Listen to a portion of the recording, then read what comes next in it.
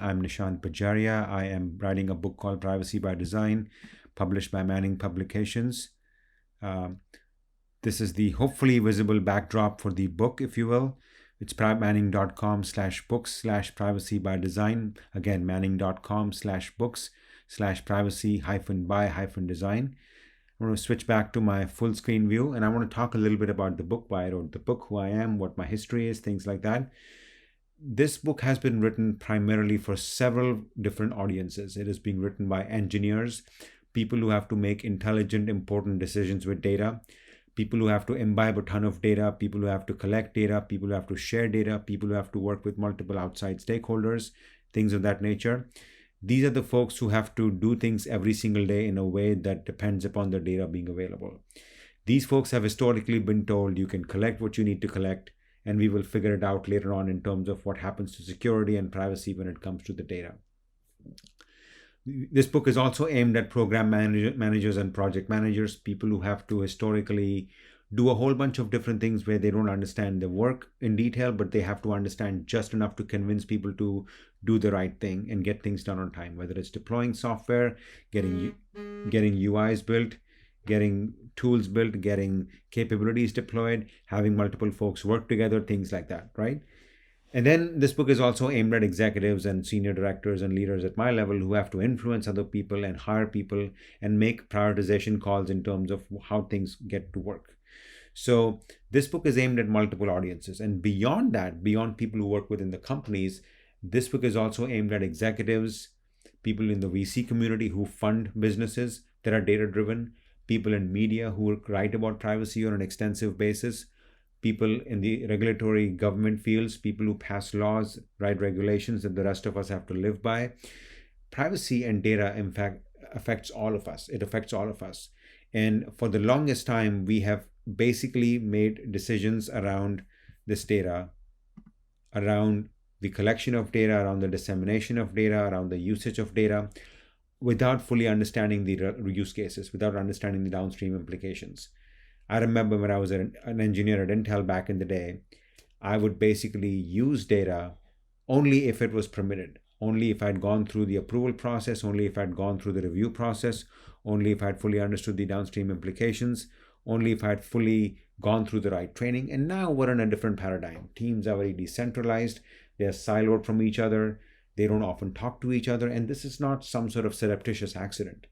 This is basically a design. This is basically intentional, where the aspiration is people don't come in each other's way, people don't block each other, people don't affect and influence each other unnecessarily. There is no extra process, but people can quickly ship products out the door. Fail fast is the mantra in the tech industry.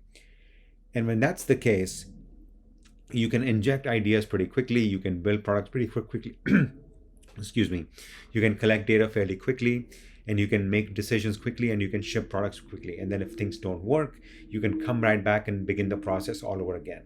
So the whole idea was set up to make things happen quickly, and data was just part of it.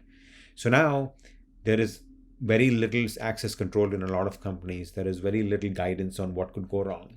So if you take data from this S3 bucket here, this MySQL database over there, and join it with data being ingested via this other API on this third side here, and you combine this data, you end up with a potential privacy risk.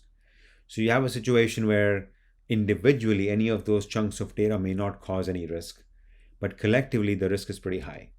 So how do you end up with privacy protections? How do you end up with the right source of tools? How do you end up in a situation where your customers, your users, your viewers, your stakeholders, your regulators understand that you are trying to protect their data, you're trying to do the right thing, but also do it in a way that doesn't unnecessarily create process for the sake of process without any privacy protections to benefit the users? So that's what this book is about. In this book, I'm trying to make sure that there is enough of a mix of hands-on skills as well as context. I'll talk about context first. So I'll talk about GDPR. I'll talk about how data grows, how companies collect data.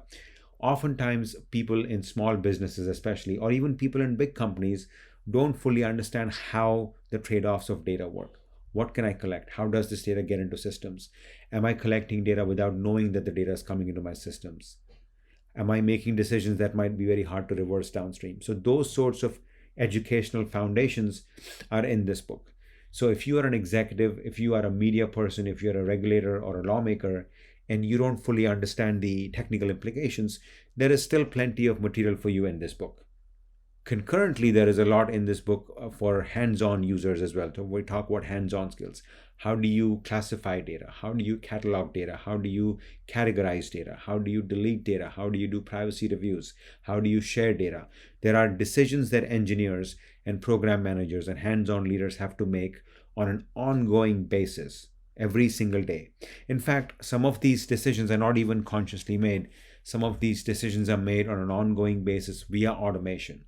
These are decisions that are made on an automated basis where you write the code, you build the ML models, and those decisions get made on an ongoing basis via the automated processes, right? So how do you build in the logic in your systems so you can scale your privacy program? So all of this is in that, all of that information is in this book.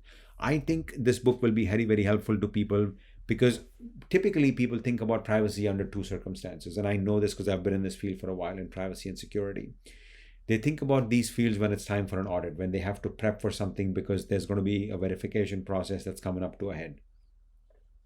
They also think about this when something bad's happened, when there's been an audit, or when there's been an unfavorable finding, or when there's been a breach, or when there's been a news story that affects them adversely, right? And what happened to Equifax is pretty well known. I've worked at some of the companies that have been affected by those stories. So typically that's when you think about these things. And that's a bit like saying, I'm going to fix the roof while the rain is coming down. You fix the roof when the sun shines. You cannot fix the roof when bad stuff is coming down from the heavens or the hills. So this book will help you put those foundations in place. It'll help you build those processes, those muscles, those teams, those structures, those automations, those tools, things like that. So as much and as far as possible, this book will give you the tools so that you can do the right thing when you have the time, when you have the opportunity, before the tech debt has been built up. And then you can go forward and build those processes and tools, scale them and improve them, because it's a lot easier to improve these things after you've done them rather than trying to do them from scratch at the very beginning, right? So that's what this book is about. So again, I'm going to end this little broadcast with another nod to the URL. It's www.manning.com/books/privacy-by-design. This is on my LinkedIn profiles. It's Nishant Bajaria on LinkedIn. You can always Google me. I'm the only person with my first name, last name on LinkedIn. The book is a featured link on my LinkedIn public profile as well. So thank you so much for listening to this broadcast. I look forward to talking to you soon when feedback from my book comes in. Chapters are already available on pre-sale. Thank you.